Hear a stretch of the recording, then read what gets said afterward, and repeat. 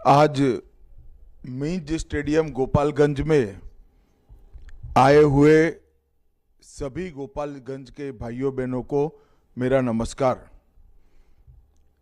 आज मेरे साथ मंच पर उपस्थित माननीय सांसद आलोक कुमार जी, राज्यसभा के सांसद श्री मनन मिश्रा जी, विधान पार्षद जनक राम जी, विधान पार्षद राजीव कुमार जी, श्री सच्चिदानंद राय जी, और आज जिनको जिताने के लिए मैं यहाँ आया हूँ, गोपालगंज के भाजपा प्रत्याशी श्री सुभाष सिंह जी, मिथिलेश तिवारी, वैकुंठपुर के प्रत्याशी भोरे से श्री सुनील कुमार जी, जदयू के प्रत्याशी हथुआ से श्री राम सेवक सिंह जी, जदयू के प्रत्याशी बरौली से जदयू के प्रत्याशी मंजीत सिंह जी, और आज सभा में उपस्थित गोपालगंज के सभी भाइयों बहनों को मेरा प्रणाम नमस्कार। सबसे पहले तो मैं क्षमा प्रार्थी हूँ, इतनी बड़ी संख्या में आप लोग यहाँ पर एनडीए के समर्थन में जुटे हैं, मगर पटना से गोपालपुर आने के लिए वेदर खराब होने के कारण, मौसम खराब होने के कारण परमिशन नहीं मिली, इसलिए मैं आभासी तरीके से, वर्चुअल तरीके से आप लोगों के साथ बात कर रहा हूं।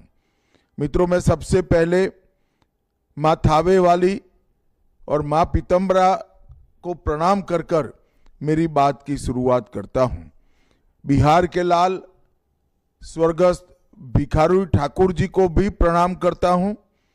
वो हमारे पड़ोस के सारण के ही थे, और भिखारी ठाकुर जी के सम्मान में एनडीए ने छतरा में एक बहुत बड़ा भव्य स्मारक भी करा है।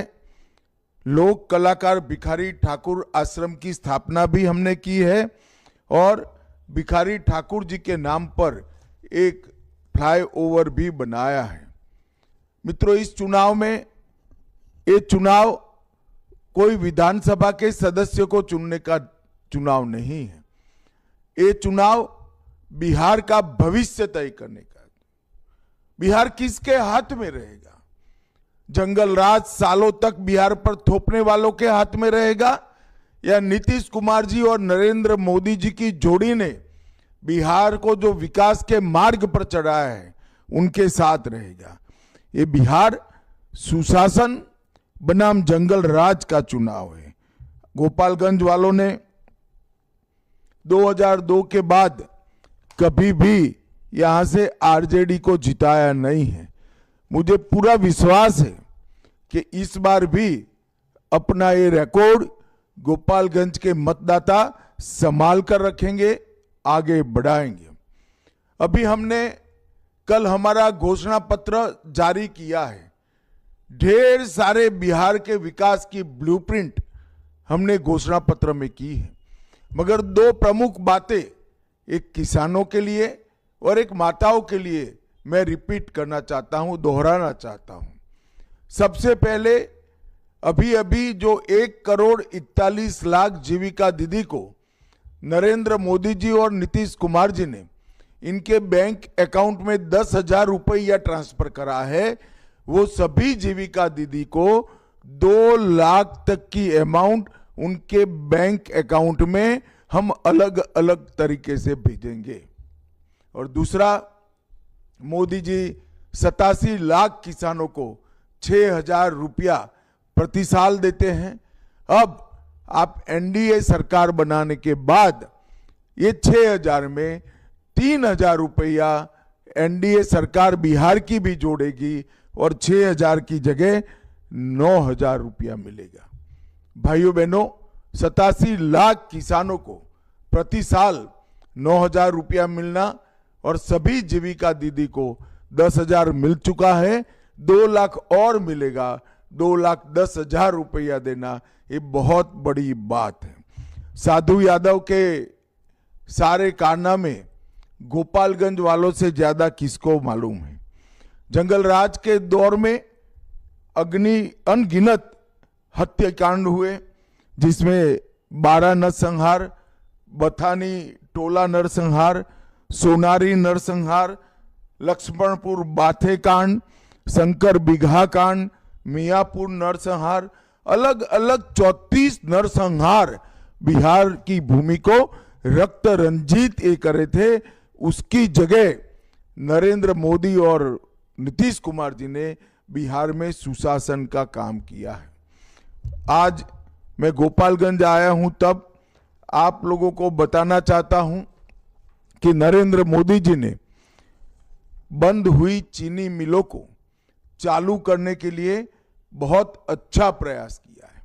रीगा चीनी मिल को चालू कर दी गई है। 3 चीनी मिलों में, जिले में 3 शुगर मिलें, इथेनॉल प्लांट, चावल और आटा मिले और डेयरी प्लांट को आयोजित करने का हमने काम किया है।